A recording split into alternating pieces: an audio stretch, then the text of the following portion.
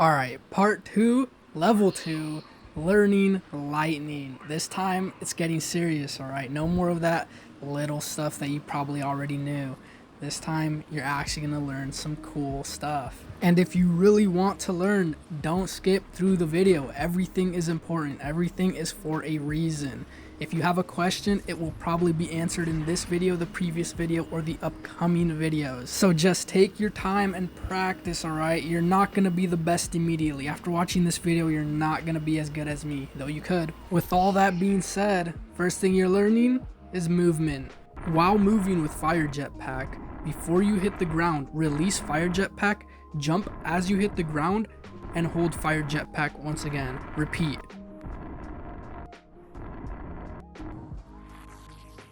Now with lightning swords, because lightning swords give you a slight speed boost when you have them out.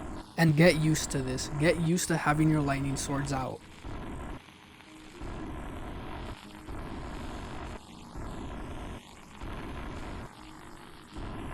Now adding more to it. Lightning punch forward into the air. Use Fire Jetpack immediately after. And in between charging your lightning punches, have your lightning swords out always.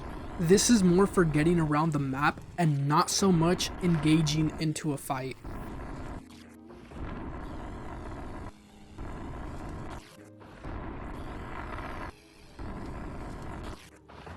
Okay, next up, the fastest way to get around the map, but not necessarily the best. Fire leap, and right as your fire leap gives out and you start dropping to the ground, hold Fire Jet and keep holding it. Hold Fire Leap, hold Fire Jet, and you will just keep going. The only way you're stopping is if you bump into something or you turn around, or until you lose your momentum. But this is the fastest way to get around the map.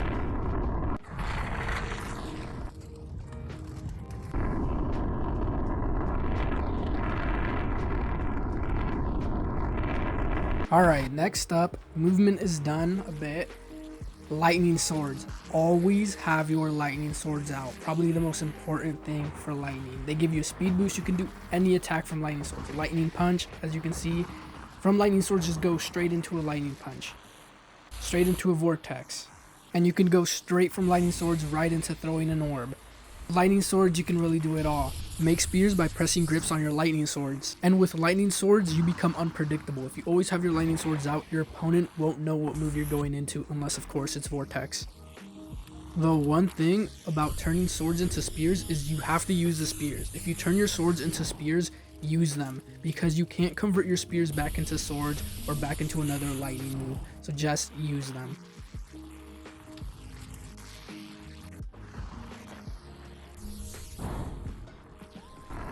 Now here's a side-by-side comparison of what lightning sword speed boost looks like. I did my best to really align it, and it is starting at the same time. So check it out. You actually get across way faster with swords than without. The speed boost is real, you can test it out yourself. Moving on to blocking and parrying. Now for blocking and parrying, use your grips, don't use your hands to cover your face to block. It's inefficient, slow, and it just doesn't work a lot of the time. If you do block with putting your hands up to your face, get out of that habit immediately. Use grips, trust me. It's gonna feel weird, but it's better.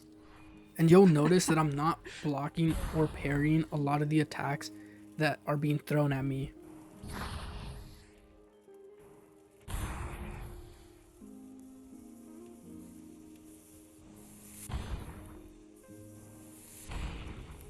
Alright, a couple more.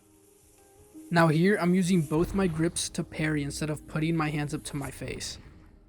I have my left hand up so you can see when I'm blocking. And to perfect parry, hold a block right as an attack is about to hit you. Alright, now a little bit more movement. From where I'm standing, I'm going to go to the top of those islands. And I want you to practice this. Dash up, lightning punch, wait a little bit for your recharges to get up, and then repeat. This is great for getting above people and recovering from falling off the map. Here I'm gonna fall off the hub world to show you how great the recovery is. I'm throwing down these spears just to see the invisible death barrier.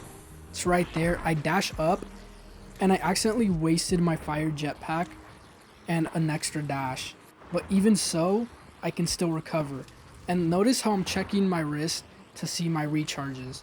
Now here I have an acquaintance helping me out to show you scenarios where blocking and map recovery is very useful. Blood grab does not work on anyone holding block, which is why he can't lift me up here. Now in this scenario, just imagine you're going up against a relentless bloodbender. What you want to do is actually walk off the map. Don't jump off, walk off. And once you're safe or once you're low enough, you can begin your recovery. Also, I forgot to mention this, but it's very important that you dash up and use your fire jet before you recover. Now, this is how to make your vortex come out faster, about 2 times faster if you can do it right. So lightning has 2 charges. The moment you feel the second charge, the second vibration charge, press grip and the vortex will come out fully charged instead of having to wait for it to actually be charged. And this only works on vortex. Now more of what to do when you're being relentlessly pressured. So one thing to do to regain yourself is hold block and just fire jet away, though unfortunately that didn't work here. So instead, lightning punch away. And you'll see after every lightning punch, I look back just to see what's the distance between me and him, to see if I need to continue to regain or if I can look for an opening to get a great attack on him. And just keep doing the same thing. They're playing your game, don't play their game. And I'm just looking for an opening to see if I can hit him with a vortex or a lightning punch.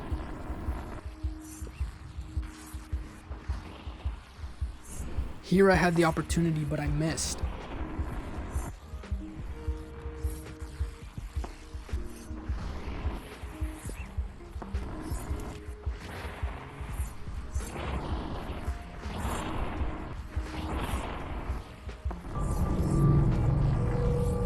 And right here is the opening I needed. Hit him with a fantastic lightning punch. Now we're even.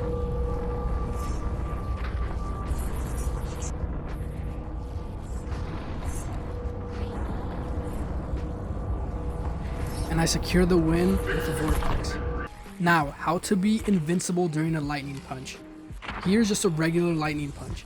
I punched his wall, it did damage. There, I parried as I punched. What you want to do is as soon as you lightning punch, release your triggers and hold grip. Here I'm fighting the same air acquaintance from earlier. My plan during this fight is to hit him with every lightning punch combo variation that I can. Now I didn't land them all, but I landed a majority of them.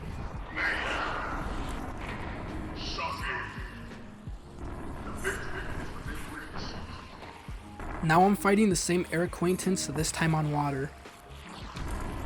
Here I hit him with a few lightning spears as they are great for quick attacks, plus a flamethrower. Flamethrower and lightning spears are your best quick attack moves. And here I do lightning punch into ult.